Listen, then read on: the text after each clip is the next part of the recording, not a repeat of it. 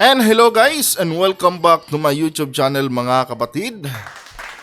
Welcome back sa One Talk PH. Ang video na ating bibigyan ng reaction at opinion ngayon mga kababayan ay mula po kay kapatid na Melbs Castle YouTube channel. No, kung mahilig po kayo sa mga ganitong klase ng content na ginagawa ni kapatid na Melbs Castle YouTube channel, ilalagay ko sa description yung link ng kanyang YouTube channel mga kapatid. I-subscribe po ninyo. At ang video na ito mga kababayan ay patungkol po ito, no, sa isang anunsyo ni President Bongbong Marcos para sa ating mga para sa ating sandatahang lakas dahil ayon dito ay parang pinaghahanda na yata ng ating presidente ang ating sandatahang lakas, no, sa posibleng mangyaring giyera. No, alam naman natin mga kapatid na itong West Philippine Sea ngayon ay talagang napakainit po na issue ito, no, sa Pilipinas and China dahil patuloy kasi itong China naninindigan talaga na sa kanila daw yung talagang yung West Philippine Sea na isla, no, yung part ng West Philippine Sea ng mga isla pagmamay-ari daw talaga nila ayon doon sa mapa na hawak nila. And tayo namang mga Pilipino mga kapatid, syempre hindi din tayo magpapatalo lalo na't may pinanghahawakan po tayong mga papeles na magpapatunay din, no, na sa atin talaga ang West Philippine Sea. And ito guys, no, panoorin natin and tingnan natin, no, kung ano yung mga detalye na ating mapapakinggan dito sa video na ito. Nakakatakot ang balitang ito nang dahil sa posibilidad ng pagsabog ng digmaan, lahat ng pinakamataas na opisyal ng Armed Forces of the Philippines ipinatawag ni Pangulong Bongbong Marcos. Obligado ang lahat ng generals, commander na pumunta sa command conference sa Camp Aguinaldo. Sobrang nakakabahala ang gantong klaseng command conference. Tila may pinaghahandaan ang Pilipinas na malaking banta sa ating bansa. Sobrang napakaigpit nga ng seguridad sa Camp Aguinaldo. Bawal ang anumang klaseng recordings at bawal ang cellphone. Dito nagbabala si Pangulong Bongbong Marcos na maghanda ang lahat ng mga Pilipino sa posibilidad ng gulo. Nagbabala rin si PBBM sa Armed Forces of the Philippines na laging dapat nakaalerto ang buong sandatahang lakas. Philippine Air Force, Philippine Navy at Philippine Marines. Nakakatakot man isipin, pero may giyera ba talagang pinaghahandaan ang ating gobyerno? Actually mga kapatid, no, dapat lang naman talaga maging handa tayo, no, itong ating mga sandatahang lakas dahil kahit dito sa loob ng Pilipinas ang dami na po ngayong mga giyera, no, doon nga lang sa amin mga babayan, no, sa Negros, sa bandang Escalante ang dami na pong giyera na nangyayari doon ngayon laban nito dito sa mga sa mga New People's Army and sa Bohol din, no, sumiklab na rin yung giyera doon. Although ito po ay local lamang na mga issue. Pero dapat kasi mga kapatid, lagi talaga tayong handa, no, para hindi na maulit yung nangyari dati sa Marawi. No, napakalaki po ng damage na ginawa noong mga noong mga rebelde doon, no, na to the point na siguro ang laki talaga ng budget na binuhos ng ating gobyerno doon para ma-rebuild lang po yung bayan ng Marawi. So ngayon nagiging advanced na rin yata si President Bongbong Marcos para maiwasan yung mga ganong sakuna, no, yung mga ganong klaseng giyera dito sa loob ng ating bansa. Listen to the guidance of the President. And for his guidance, ang nabanggit po ng ating Pangulo is that just like with the past announcements that he made, during his speeches, he said that we needed to reconfigure our approaches to dealing with the different threat groups. We need to deal with the communist terrorist groups, the local terrorist groups, the threats that we are facing in the West Philippine Sea. Also mentioned that when dealing with these threats, it is not enough that we deal it by ourselves, no, na tayo lang. Kailangan po natin ng tulong ng ating mamamayan. invoking the whole of nation approach, hindi lang po gobyerno ang magtatrabaho ito, but even our citizens. And most especially, our President mentioned that we also have to gain the support of our international allies and partners. Countries that are like-minded with us. So kailangan din po natin magtulungan sa pagharap sa mga problema ito. Nagpatawag si Pangulong Marcos na command conference dahil sa sunod-sunod na pagbabanta ng China sa Taiwan na madadamay ang Pilipinas pag nakialam ito sa bansa ng pananakop ng China doon. Agresibo kasing sinabi ni spokesperson Wang na hindi kailanman magiging independent country ang Taiwan. Nagbabala pa ang China na Taiwan independence means war. 台独意味着战争，是一条走不通的绝路。无论民进党当局如何花言巧语变换说辞，都掩盖不了其试图把岛内民众绑上台独战车的用心，也改变不了台独分子注定失败的结局，更阻挡不了中国必然走向统一的大势。 Kahit ang isang pinakamataos na opisyal ng China ay nagsalita na, walang makakapigil sa China sa pananakop nito sa Taiwan.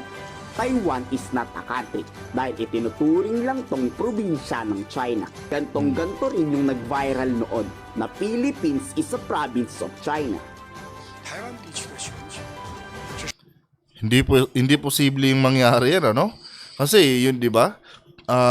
Yung mga maliliit pa lang na isla ngayon ang unti-unting inaangkin ng inaangkin ng China.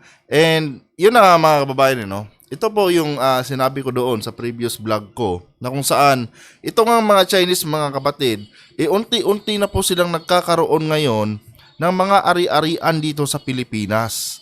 No, ito yung sinasabi ko doon sa previous vlog ko na itong mga Chinese gumagamit sila ng ipinagbabawal na technique, no? yung pinagbabawal na technique na yan ay dun yung mag-aasawa sila ng mga Pilipino, tapos mamumuhunan sila ng negosyo, tapos mamimili sila ng mga malalaking lupain.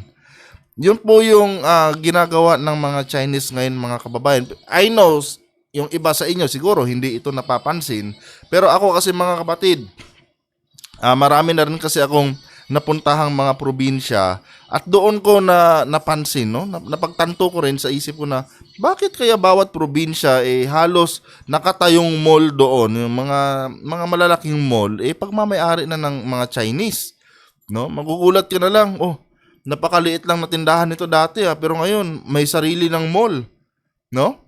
Doon ko isang beses na may nakausap akong isang nagtatrabaho sa mall. Kasi nga, sabi ko, bakit hindi pa binubuksan yung mall na yan? Sino ba yung may-ari niyan? SM ba may-ari niyan? Sabi niya. Hindi sir, Kwan yun. Ang may-ari niyan, Inchik. Nagulat ako. Sabi ko, paano nagkaroon ng pagmamay-ari ang Inchik dito? Yung lupa, ano ba yung lupa na yan? Sa kanila ba talaga yan? Yes sir, sa Inchik na po yan. May-ari niyan, Inchik po. Sabi ko, paano nangyari nagkaroon nakabili ng ganyang kalaking lupa yung mga Inchik dito mga kapatid, sabi niya. Asawa kasi niyan sir, Pinay, no?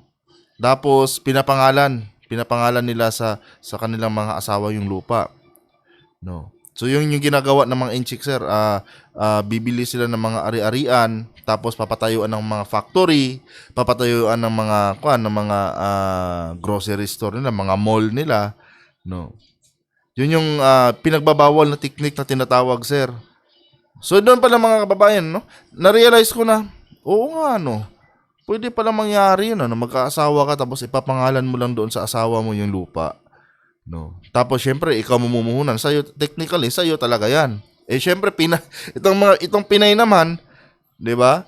Mapera na yung asawa mo, iiwan mo pa ba yan kapalit ng pagiging bayani mo? Pagiging, kumbaga, makabayan? Nabubulol ko, di ba? Alam naman natin mga Pilipino, mga kapatid, no? Alam naman natin na itong mga kababayan natin mukhang pera talaga. Di ba? I mean, nagiging totoo lang ako dito mga kababayan, Tayo kasi, pag saan yung pera, doon tayo. Di ba? Oh. Alangan naman ikaw na Pinay, binigay na sa'yo lahat ng mister mo, may ari-arian ka pa. Oh, magrereklamo ka pa ba? 'Di ba? May pakialam ka pa ba kung unti-unti nang lumalaki yung populasyon ng mga inchik dito sa Pilipinas? 'Di ba? Ikaw kasi safe ka na, no? Safe ka na sa kalagayan mong 'yan. Na kung saan meron kang mayamang inchik na asawa, meron kang mga lupain, meron kang mga negosyo, no? Minsan nga yung mga kababayan pa nga natin yung talagang agresibo manakit ng ating kapwa din mga Pilipino no? Nakapag-asawa ng inchik, kukuha ng katulong, tapos yung katulong kakastiguhin sa loob ng pamamahay nila, 'di ba? So, yun guys, no? Yun isa 'yan sa mga napapansin ko talaga, no? Panghalawang beses ko nang binanggit yan sa vlog Diyan po talaga napapansin ko lang, no? Kayo, obserbahan nyo sa mga lugar nyo. Kung yung mga inchik dyan sa inyo, may mga building na rin na tinatayo, no? Kasi itong mga inchik, mga kapatid, ayaw nilang mamuhuna ng isang negosyo na nangungupahan lang sila. Gusto nila, magkaroon sila ng sarili nilang mga ari-arian, lupain, mga ganun. No. So ngayon sa Pilipinas mga kababayan, siguro masasabi nating malaking porsyento na rin ng populasyon ng inchik dito ang namamayagpag, no? So baka nga hindi natin alam itong mga inchik na to may plano talagang sakupin ang Pilipinas, no? Ngayon pa lang yung mga maliliit na isla diyan sa West Philippine Sea inaangkin na nila, no? Hindi maglaon 'yan. Siguro mga 20 years from now, no, makikita natin may kanya-kanya ng mall ang mga inchik dito. 'Di ba? 是中国的一个地方事务，所以不管选举结果如何，它都改变不了世界上只有一个中国，台湾是中国一部分的基本事实。台湾从来不是一个国家。 Magugulat na lang tayo, dideklara Philippines is officially province of China. Patay. 既不是，今后更不是。台湾岛内，谁想搞台独，就是分裂中国的国土，必将遭到历史和法律的惩罚。 Kawawa talaga ang mga inosenteng tao dahil sa mga gahamang bansa. Hindi nila iniisip ang buhay ng tao basta yumaman lang. Kayo, anong masasabi nyo sa patuloy na agresyon ng China laban sa Taiwan, Pilipinas at Amerika? Ikomento sa baba ang salog.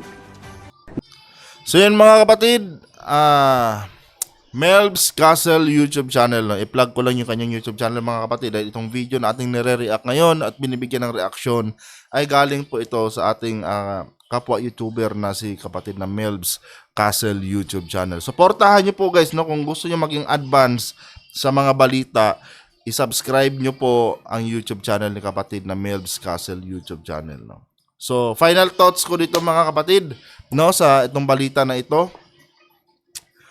Siguro nga naman talaga, no, kailangan na natin i-reconfigure yung sistema ng pamamalakad natin sa ating seguridad dito sa Pilipinas. No, hindi yung palangkoy-langkoy lang, no, pakuya-kuya-kuy lang. Kaya itong mga rebuild medyo lumalabas yung pagiging Bisaya ko Itong mga mga kapatid, no, itong mga rebelde na to, itong mga terrorist group na tulad ng mga Maute and ISIS, 'di ba? Namamayagpag sila or nakakagawa sila ng komunidad dito sa Pilipinas dahil hindi tayo ganun ka higpit, no. So kailangan i-reconfigure na talaga 'yan at talagang higpitan na natin, no, para maiwasan natin yung nangyari dati sa tawag nito sa Marawi, 'di ba? Alam naman natin kung ilang buwan ang itinakbo noon ng mga panahong nagkaroon ng giyera doon at ang dami talagang nasawi doon mga kababayan, no. Maliban pa diyan, malaki din yung nilustay na pera ng gobyerno para sa rehabilitation ng Marawi, no. And maliban din diyan sa nabanggit kong mga kapatid, syempre namumuhunan din ng ating gobyerno sa mga kagamitan, no, mga bala, no. And billion po ang kailangan diyan para ma-refill natin yung mga nagamit natin ng mga bala doon sa giyera. Eh ngayon, tulad niyan, sobrang taas na ng bigas. No, sobrang taas sa mga bilihin. 'Di ba? Tapos magkaroon pa ulit ng crisis dito sa Pilipinas, magkaroon ulit ng isang giyera, no? Yung mga nangyayari diyan ngayon doon sa amin pa lang, no, sa Negros, sa Escalante, meron namang giyera na umusbong doon, no? And sa Bohol meron din. No? Ito kasi yung mga terorista na to, wala namang pakialam sa bayan to eh.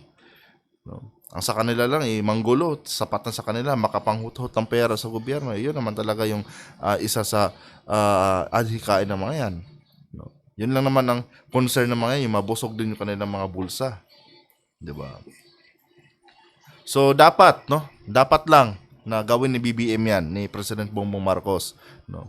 And especially dyan sa may West Philippine Sea, yan talaga, pinakamainit talaga yan ngayon na issue, mga kapatid, no? Kunting mali lang dyan. Kunting mali lang talaga dyan, no? Magkaroon na yan ng kahit isang barko lang na lumubog, no? At sisimulan na agad ng China yung giyera. No? Yun talaga ang gagawin ng mga Chinese na yan. Naghihintay lang yan, mga kapatid, no? Kung sino yung mauunang magpaputok, no. Syempre sila hindi magpapaputok yan.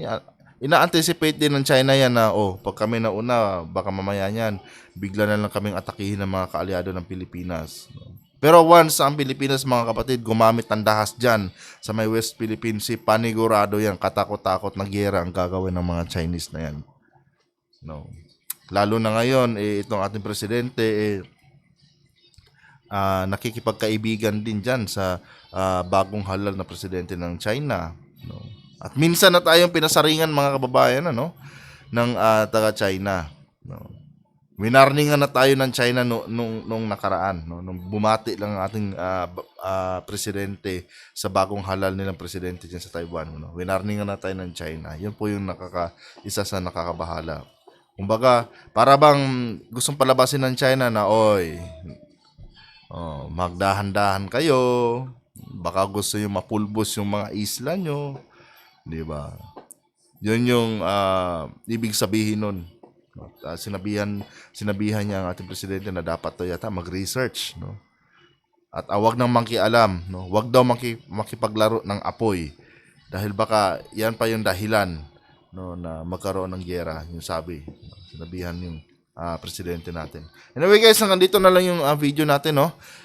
Once again, mga kapatid, inaanyayahan ko kayo, i-subscribe niyo po ang YouTube channel ng kapatid na Melv's Castle YouTube channel. And of course guys, no, i-support niyo rin po ang ating YouTube channel kung first time niyo lang makapanood dito sa One Talk PH. I-subscribe niyo rin po ang ating YouTube channel. Hanggang dito na lang.